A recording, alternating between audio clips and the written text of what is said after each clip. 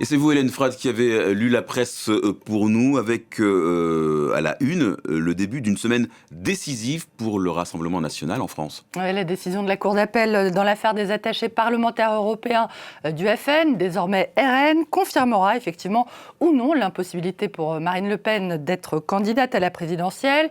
Qui de Marine Le Pen ou Jordan Bardella se présentera l'année prochaine.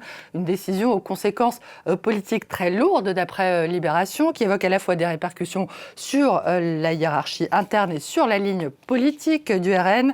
L'opinion, de son côté, relève que la justice se retrouve sous très forte pression dans un contexte déjà secoué, on le sait, par l'affaire Liana, cet enfant de 11 ans assassiné par un pédocriminel le mois dernier, pédocriminel qui était passé entre les mailles du filet judiciaire. La justice sous pression, d'autant que le RN n'en a probablement pas fini avec les tribunaux. Mediapart rapporte qu'un document du service antifraude du Parlement européen qui date du mois dernier, pointe plusieurs irrégularités dans des contrats passés en 2024-2025 par le groupe présidé par Jordan Bardella, avec des figures de l'extrême droite la plus radicale. L'extrême droite qui a le vent en poupe en Europe et notamment en Allemagne, Hélène, où l'ascension de l'AfD semble inarrêtable. Ouais, le Figaro, qui s'est rendu au congrès du parti ce week-end, rapporte que ses militants ont tranquillement réélu ses deux co-dirigeants, Alice Weidel et Tino Schroupala, qui se targuent d'incarner, je les cite, le nouveau parti du peuple, bien placé en tout cas pour l'emporter aux élections régionales de septembre prochain dans 2 Länder, notamment celui de Saxe-Anhalt, où l'AfD fait même cavalier seul dans les sondages.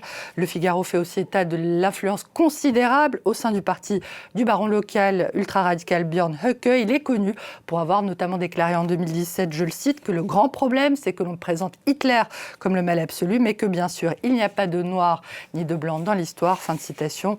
Interrogé hier sur les conséquences qu'un gouvernement régional puisse à l'avenir être dirigé par l'AfD, pour la question notamment des bases de l'armée, le ministre de la Défense, Boris Pistorius, a indiqué examiner de très près la question de savoir à qui le gouvernement fédéral pouvait accorder l'accès aux informations classifiées. Une déclaration, vous le voyez, relayée ce matin par le Tagesspiegel, le quotidien berlinois. Dans la presse également, Hélène, la réunion hier à Téhéran des principaux responsables du régime iranien à l'occasion des obsèques nationales de l'ancien guide suprême Ali Khamenei. Le Tehran Times, qui est un quotidien officiel, met en avant l'émotion, je cite, de millions d'Iraniens présents à ces célébrations, à laquelle n'assistait pas en revanche le fils d'Ali Khamenei, Mojtaba Khamenei.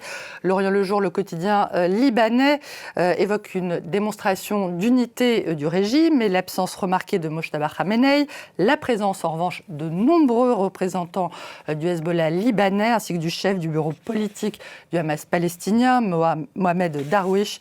Interrogé par la Repubblica, le quotidien italien, l'écrivain iranien Kader Abdollah voit dans ses funérailles, je le cite, une célébration de la victoire d'un régime qui serait parvenu à écraser toute forme de dissidence.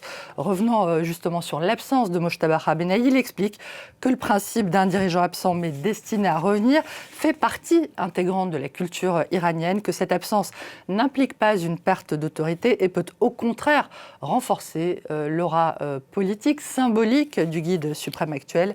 Enfin, le Washington Post indique que plusieurs familles des enfants de l'école de Minab, tués dans une frappe lors du premier jour de la guerre, ont également fait le déplacement pour assister à ces cérémonies.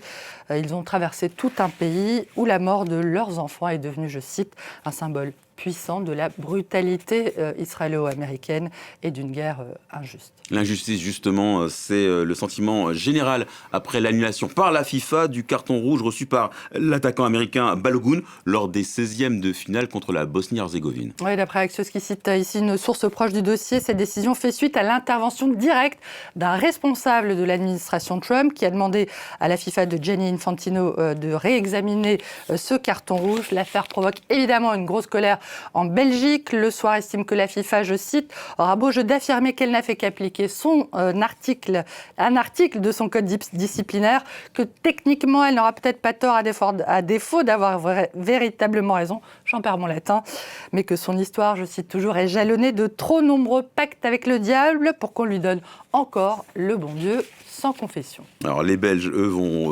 peut-être reprendre leur revanche cette nuit. En attendant, ils ont remporté une autre compétition ce week-end, et pas n'importe laquelle. Ah oui, nos confrères d'ici, la locale de Radio France, rapportent que le 21e championnat du monde de décortiquage de crevettes grises de l'Effrin Couqueux, c'est dans le nord de la France, a été remporté hier midi par cette dame à côté de moi, Chantal Goes, qu'elle a décortiqué 146,5 grammes de bestioles en 10 minutes. Ne me demandez pas combien de crevettes grises ça fait. Ce que je peux vous dire, c'est que Chantal n'a pas battu le record détenu depuis 2010 par une l'Effrin coucoise, Nicole, 186 grammes décortiqués en 10 minutes. Pour cette édition, à l'image de ce qu'on peut voir sur cette vidéo d'une édition passée, 120 candidats se sont affrontés. 10 minutes pour décortiquer un maximum de crevettes, sans triche et sans pacte avec le diable, bien sûr. Merci beaucoup.